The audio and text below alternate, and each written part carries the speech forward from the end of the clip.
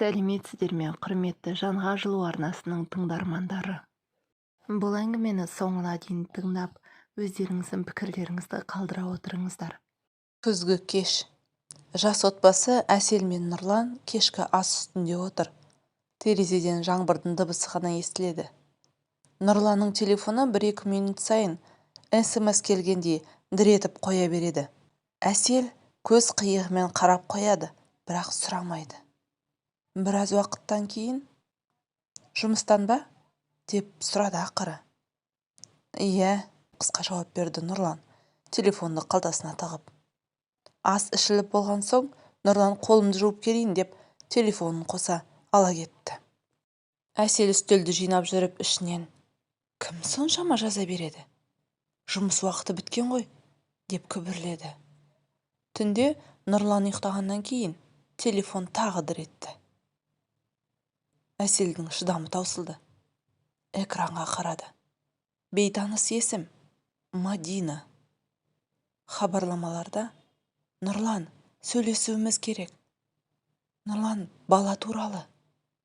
Әселдің жүрегі су ете қалды. Таң ата Нұрланға сұрақ қойды. «Бұл кім?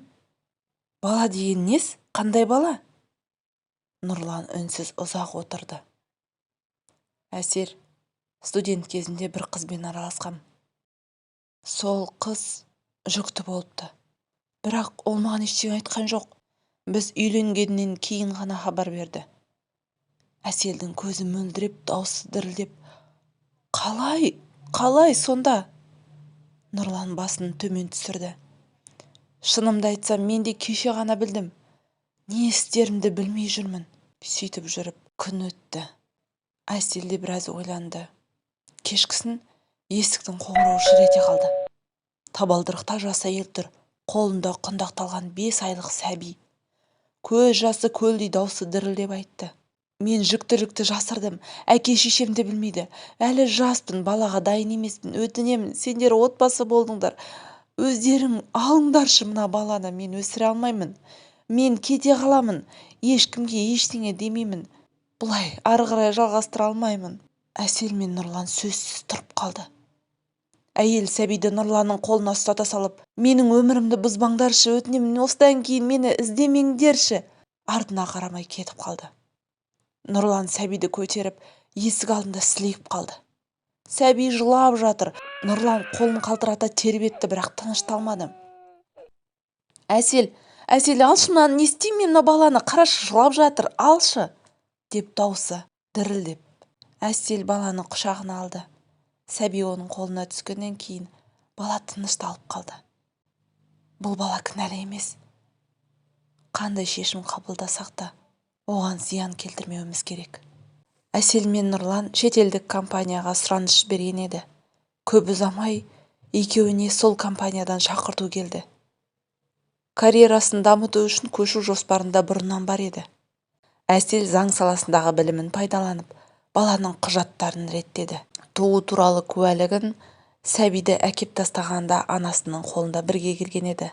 Онда әкесінің аты әлдеқашан жазылу болғандықтан рәсім тез жүрді. Олар бұл құпияны ешкімге айтпауға шешім қабылдады. Туыстарымен байланысты азайтып, бар назарын балаға аударды. Үшеуі шетелге қоныстанды. Әсел қызды өз баласында өсірді. Нұрлан да әкелік мейірімін аямады. Қыз бой жетіп, армандарын құрып, жаңа достар тапты.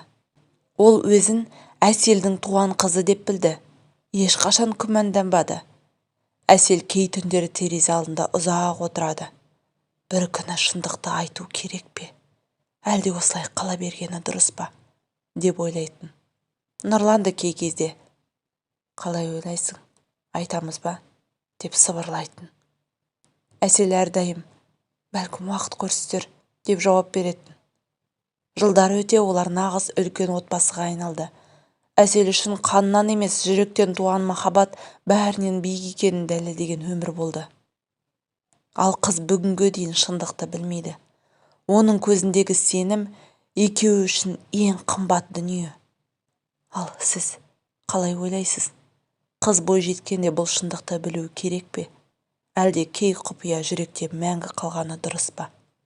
Пікірге жаза кетіңіз.